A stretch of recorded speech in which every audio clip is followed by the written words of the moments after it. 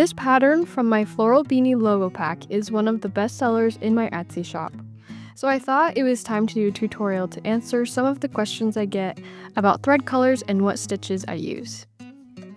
First, the materials you'll need are a beanie. I'm using this adult-sized white beanie. Any pair of scissors. Listed here are the 5 DMC colors I'll be using. You can use 3 strands, but I'll be using all 6 strands for a thicker texture. You'll need a needle. I like the size 5 needles. And a beanie logo pattern that you can find in the floral pack on my Etsy shop, Mary Made Embroidery. First thing you'll do with your pattern is to cut out a square in the middle. You can just place it right on the logo without cutting, but I find it easier to center the pattern with the center cut out. Gently fold the center of the pattern and make a cut. From there, you can cut your way around the square line.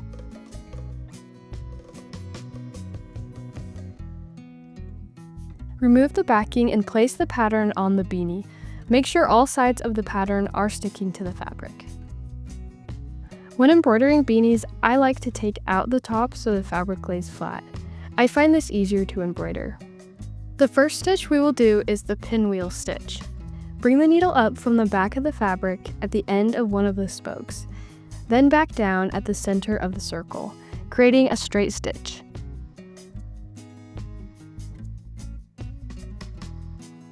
Repeat until each spoke has a stitch.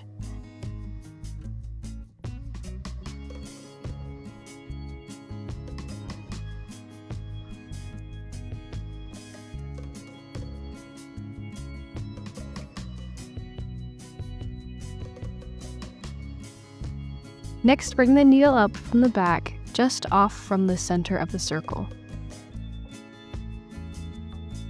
Then follow this process of bringing the needle over a spoke, then under, then over, then under again.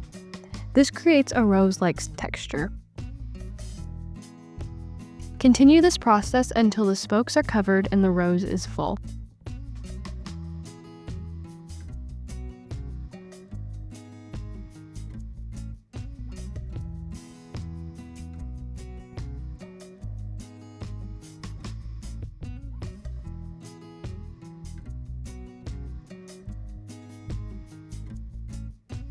Then tuck the needle under the thread, pulling it back down to tie off.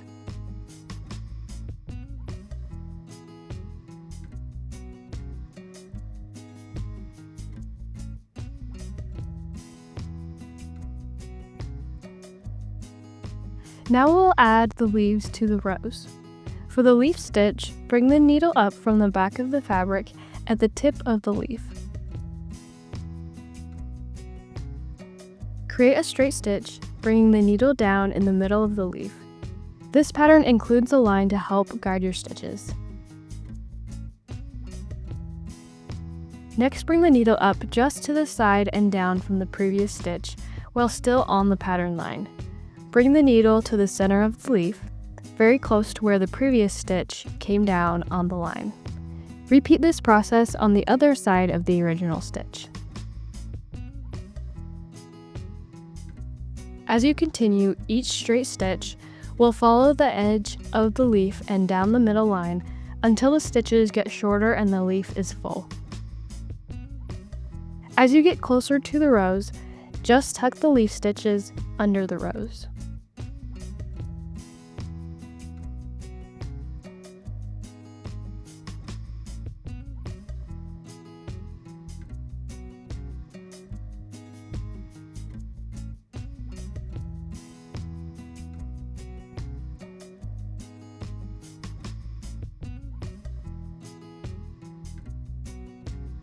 Next, we'll do the flower to the left using a lazy daisy stitch and a French knot. To start the lazy daisy, bring the needle up near the base of one of the petals, then right back down in the same hole or close to it. Before pulling the thread completely through, bring the needle back up at the tip of the petal. The needle will come back up through the loop from the previous stitch. Then pull the thread till the loop catches. Then bring the needle back down just on the other side of the loop. Repeat this process for each petal.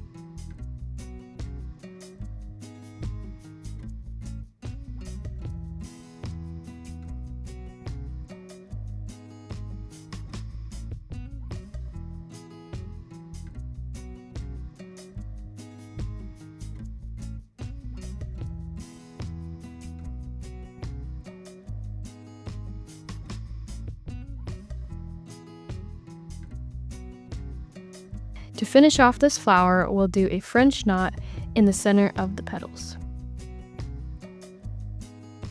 First, bring the needle up from the back of the fabric.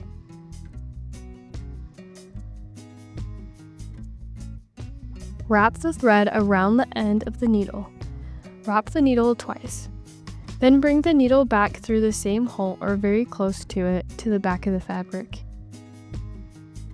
If needed, pull the thread tight to make sure your knot is also tight.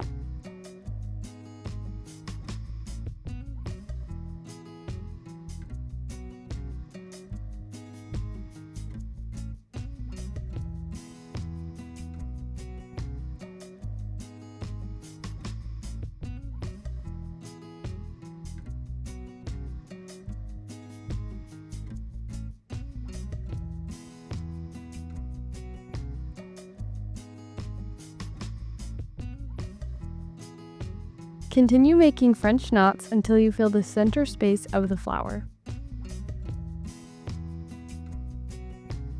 All that is left on this side of the logo is the smaller rose on the right. Create this using the pinwheel stitch from earlier, then repeat around the entire pattern.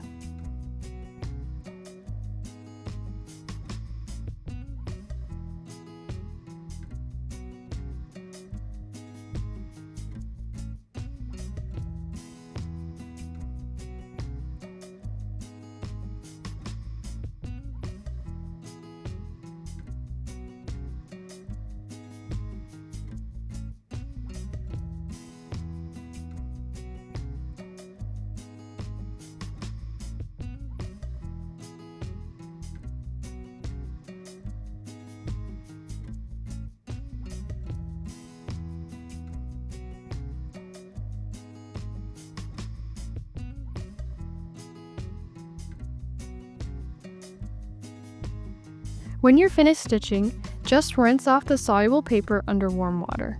I like to use a little soap to make sure the ink doesn't bleed through or throw it in the washer. And now you've added this beautiful floral design to your beanie. If you'd like to see all the designs in this floral beanie pack or want to find more beanie patterns, visit my Etsy shop, Mary Made Embroidery.